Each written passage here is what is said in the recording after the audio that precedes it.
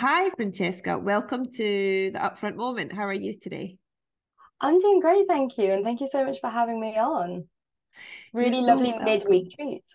Yeah, I am excited to get you all to myself and find out more about this whole new narrative you're building around women being alone. I'm fascinated. And the reason that I invited you to be part of Upfront Moment is I know this is a big theme in our community and it's a big theme for our listeners. So I'd love for you to tell us your story. Like, who are you? What do you care about? What mission are you on? So yeah, to sort of give a potted history of the concept. So I'm by background a lifestyle journalist. I trained in magazine journalism, moved into digital, and I was always really interested, just in issues surrounding sort of women, gender, just the amazing shift we're having, really, even like as a generation, is in what women can do, the freedoms that we can have, all of this. And in my day-to-day job, I was writing for a lot of women's magazines, exploring these Uh-huh. issues. But on the side, I was blogging, and about 3 years ago, I was going through a very interesting, to me, personal journey where I have always identified as an extrovert. I still do, in fact. And I have always really appreciated being around people. I'm very good at going alone to a party and sort of making friends quite early on. And that was something that I was very socially applauded for. Mm. And it came to my attention 3 years ago when I'd gone through a recent breakup. I was living by myself for the first time in my life, and I was going through all sorts of changes, and also sort of slightly out of step with my peers who at that point were getting engaged, settling down, some Mm. were starting to have children. I was out of step socially with them, and while still close, I realized I found myself spending a lot more time alone, and I did not like it.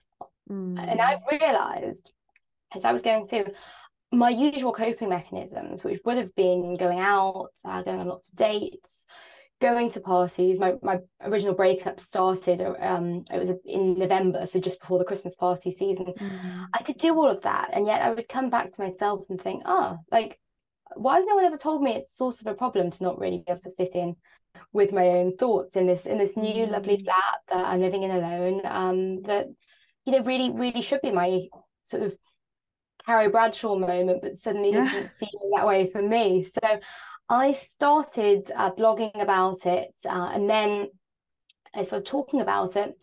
And the more I saw, it got almost a year into my own personal journey, at which point I thought, Mm.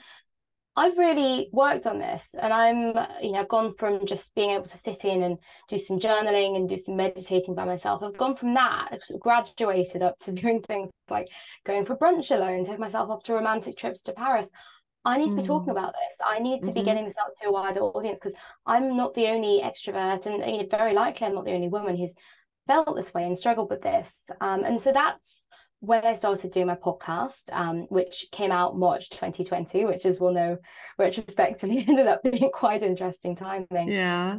And off the back of that, I later got a book deal to write my book, Alonement, How to Be Alone and Absolutely Own It, which was really Mm-hmm. wonderful because I could reflect on all the lessons that I learned. So yeah, that's in a nutshell, that's really how it all came about. And the idea wasn't, it never really has been, just for women. It's a universal concept, and I think it's best to be spoken about as a Mm-hmm. universal thing. We should all be seeking in our own ways, in our own forms, in our lives. But I think, what I spoke about earlier, how it's an interesting time generationally for women, it's becoming a lot more topical.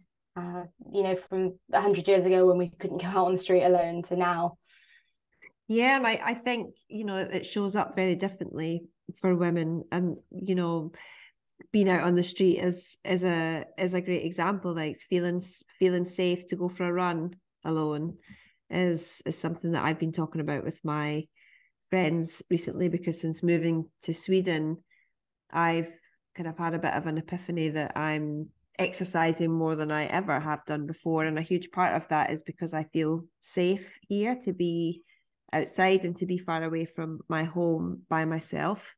in a way that, you know, I've never felt in the UK before. And, you know, I think the narratives and trends around coupling, around monogamy, around caring and having children, you know, it all feels like there are shifts happening in a really, you know, in a positive way. We need things to change, because of course the status quo is not serving women very well at all.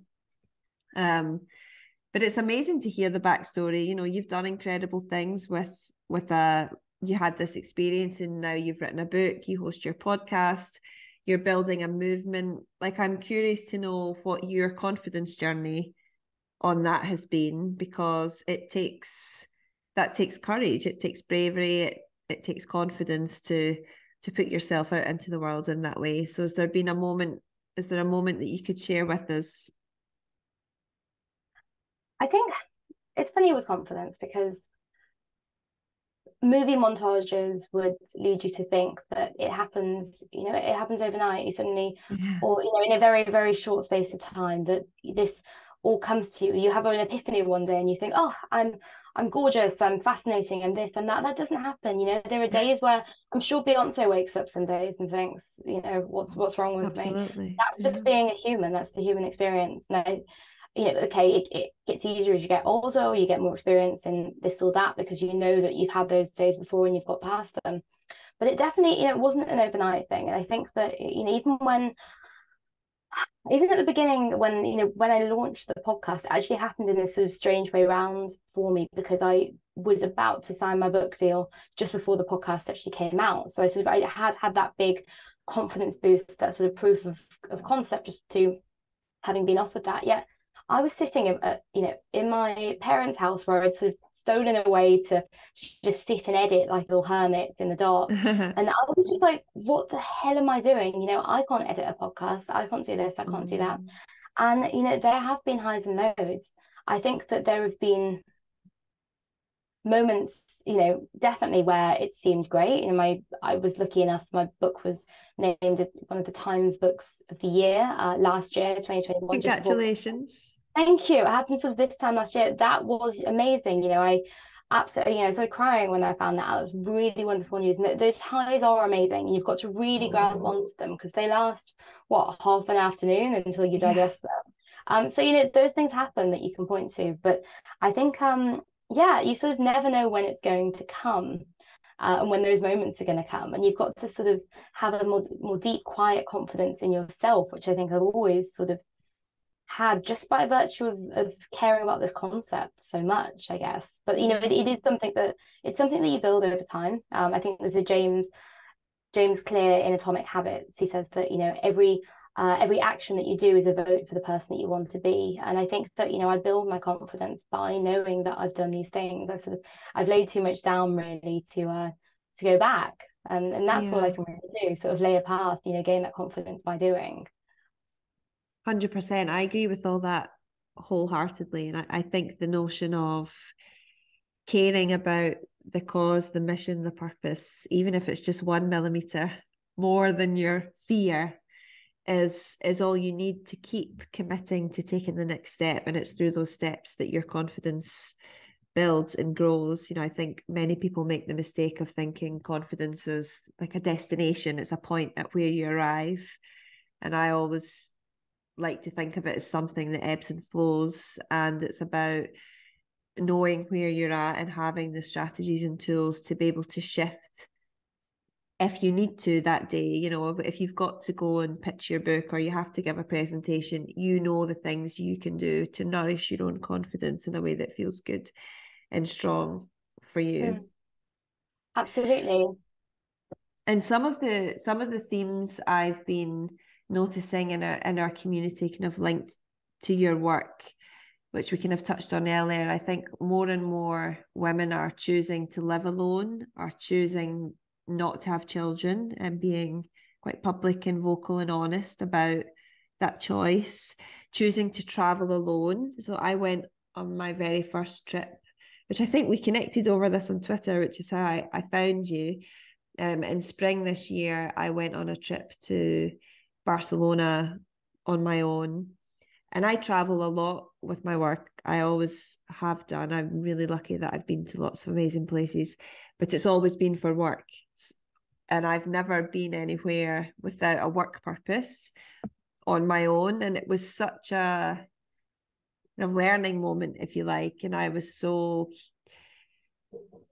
quite fascinated by how people responded and how my community responded, to be like, wow, just watching you do this is making me feel uncomfortable. It's making me realize Wow. that, you know, the thought of just going away for a few days to have fun when I have children, I think especially if you have children, is feels quite radical. So I would love to hear your take on like why you think these trends are emerging, and like what do you wish the world was talking about? Like what do you think is missing around the new narratives that are emerging on women choosing to relish time on their own? No, yeah. I think, and again, I didn't set out to make this a issue that referred to women specifically, but by virtue of I guess the content, a lot of it has been picked up by women.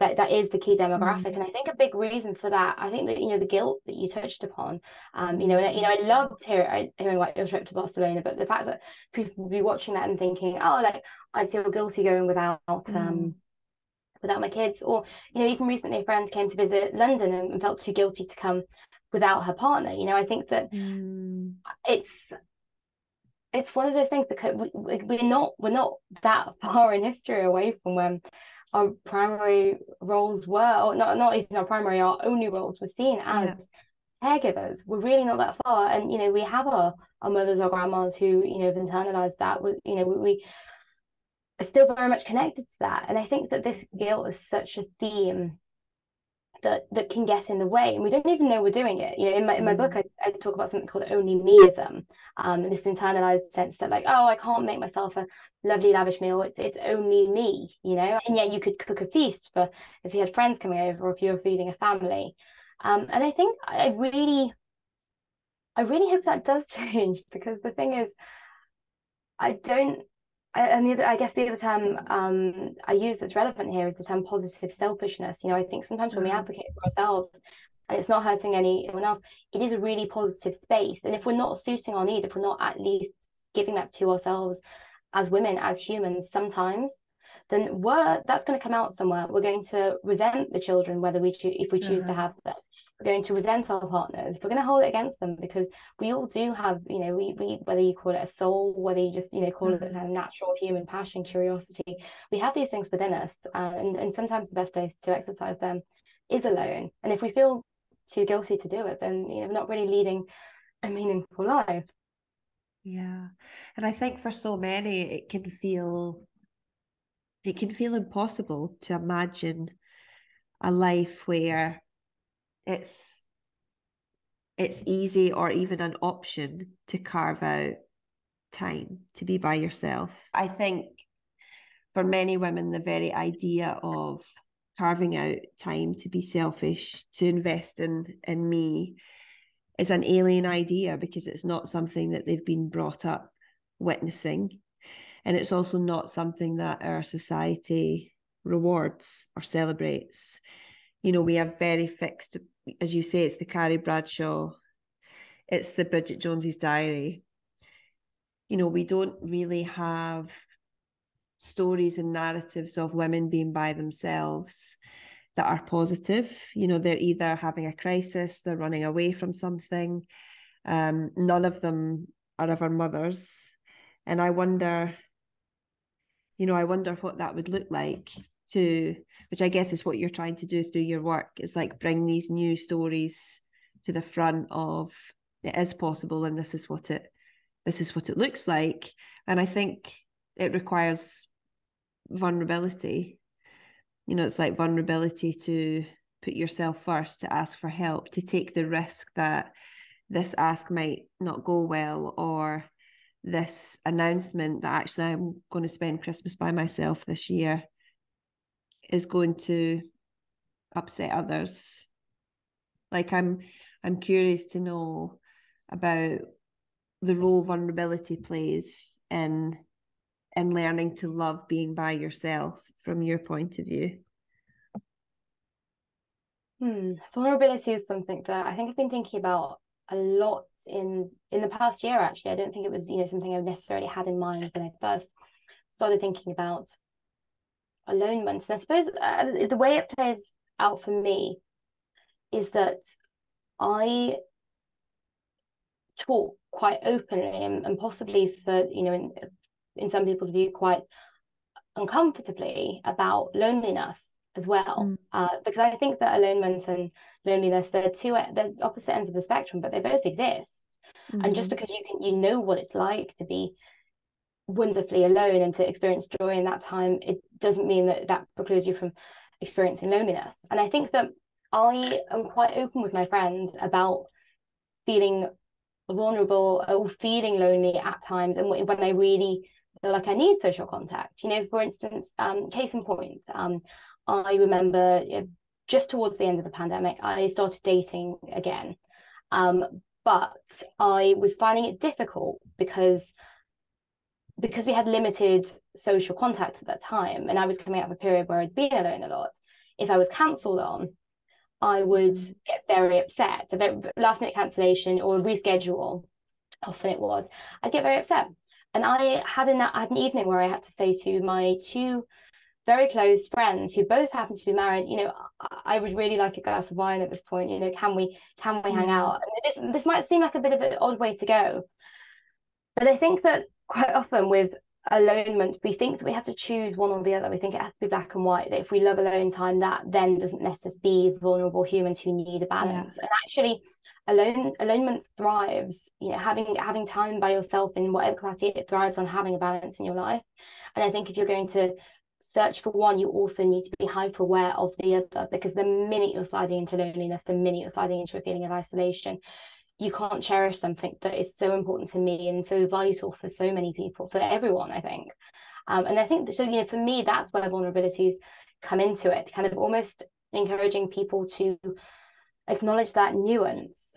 Because, in my book, I mention, I talk about the term solitude skill, the sort of opposite to social skills, the skills that we need in order to be, happy in our own company. And one of them is learning to balance solo time and sociability. And so I think that, more than ever, I'm hyper tuned into my social needs, to my, my needs for deep, intense conversations or, frivolous nights out, more than ever, because I know that if I've had that, if I'm very aware of my needs for that, I can then come back to that time with myself.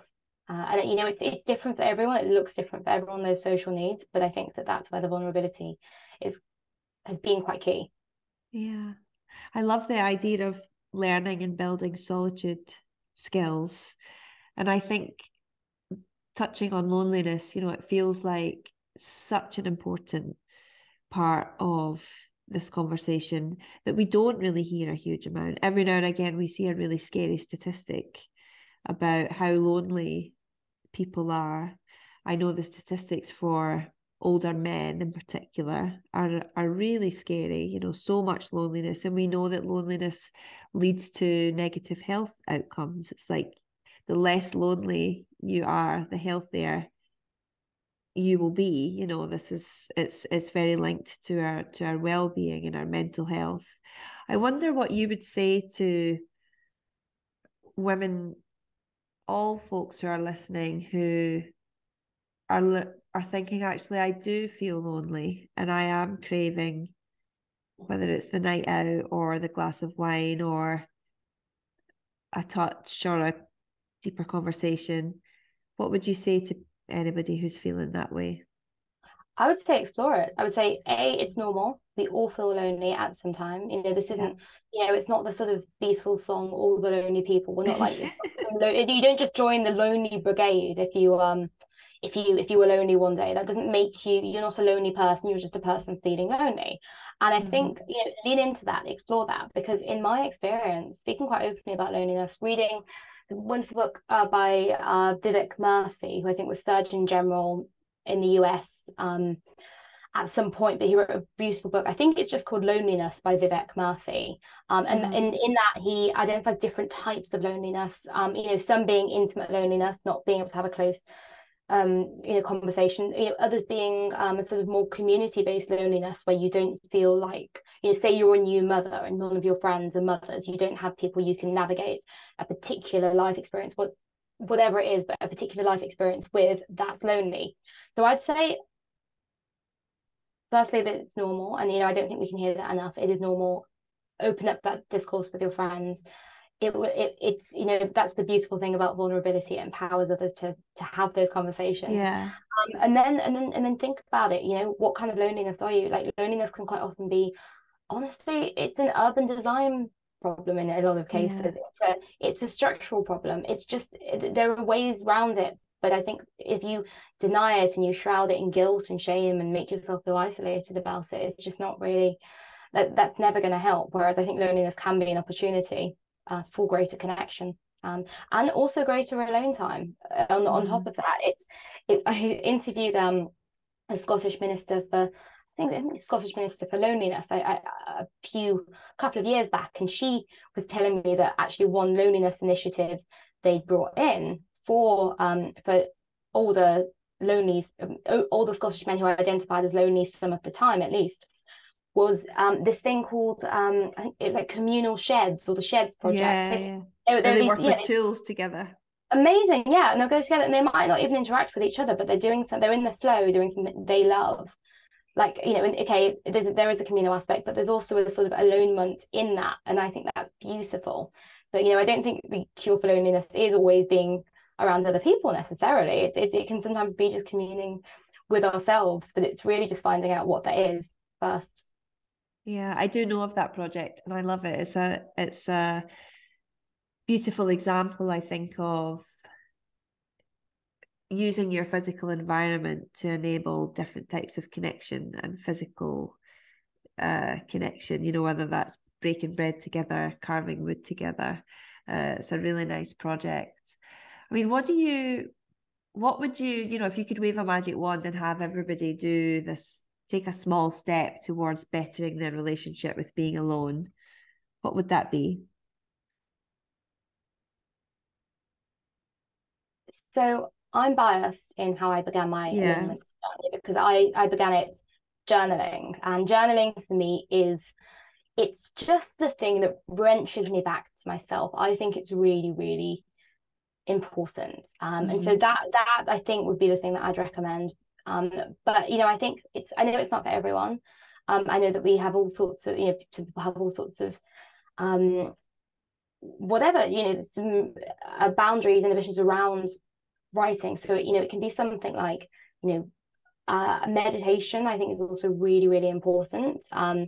Being able to sit with your thoughts and know that that's not a scary space. There are all sorts of apps like Calm or Headspace, where you can do that. Or something like breath work is something I've really been getting into recently, which is linked to meditation, but I think you can do sort of one-off workshops which teach you techniques that allow you to do it in day to day. Anything like that allows you to build that foundation of spending 10 minutes in your own head.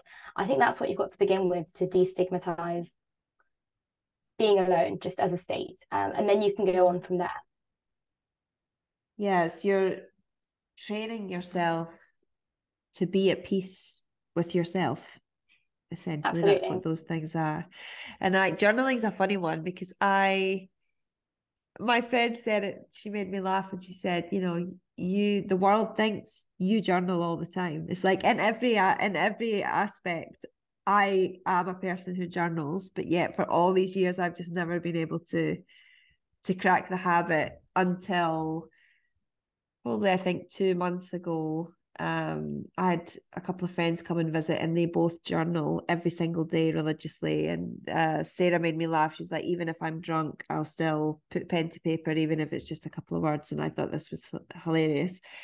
And they were like, we just get so much out of it. And so I've started, and the way I've held myself accountable is with the kind of James Clear method of putting the cross in the box each day that I do it. And when I look at it now, I've missed like 2 weeks, but I keep going back to it every day. So, and I am really enjoying it. Like, the rumors are true.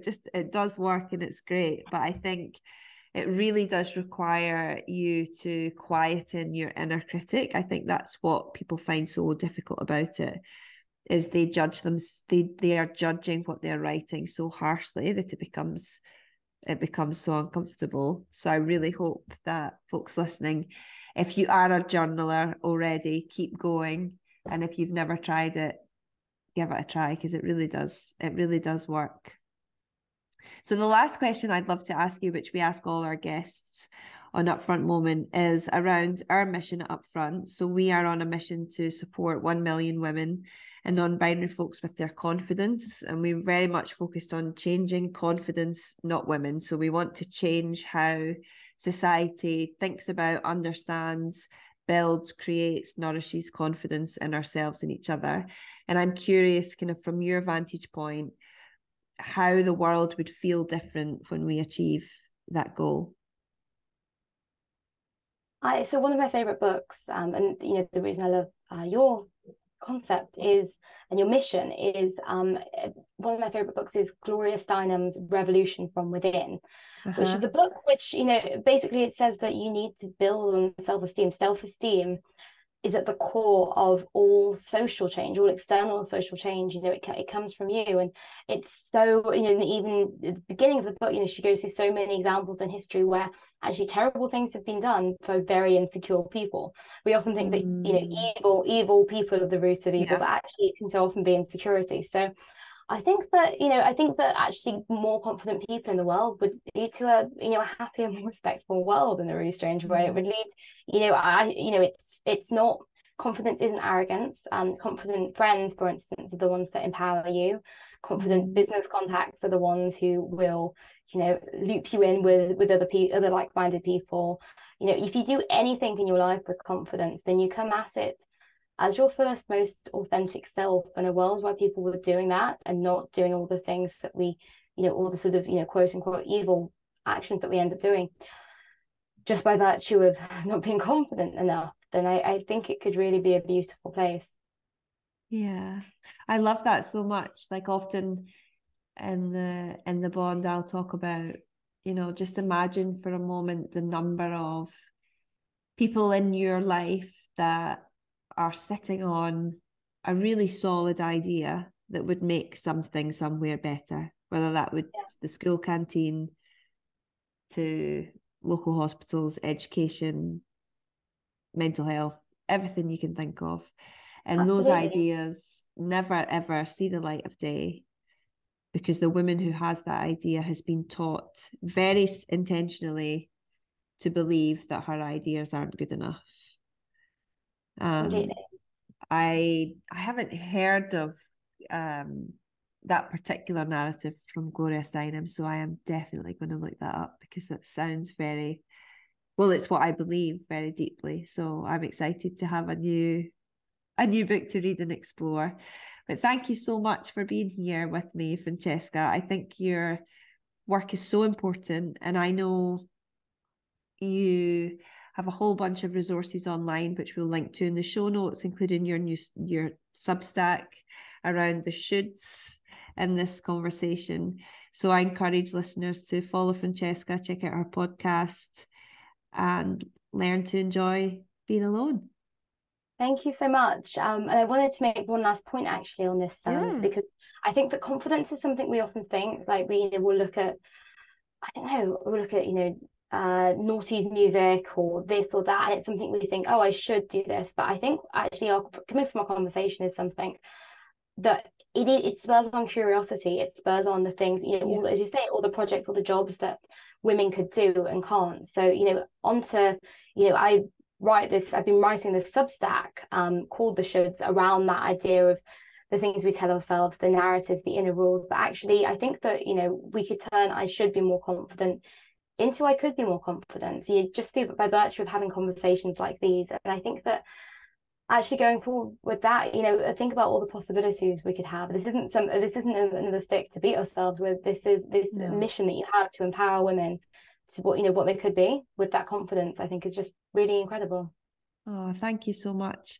And I think it's about realizing that you had the confidence to begin with and somebody took it, and that somebody might be a particular person or the larger force of the patriarchy, the trick, however we want to describe it. But you had it and you can get it back.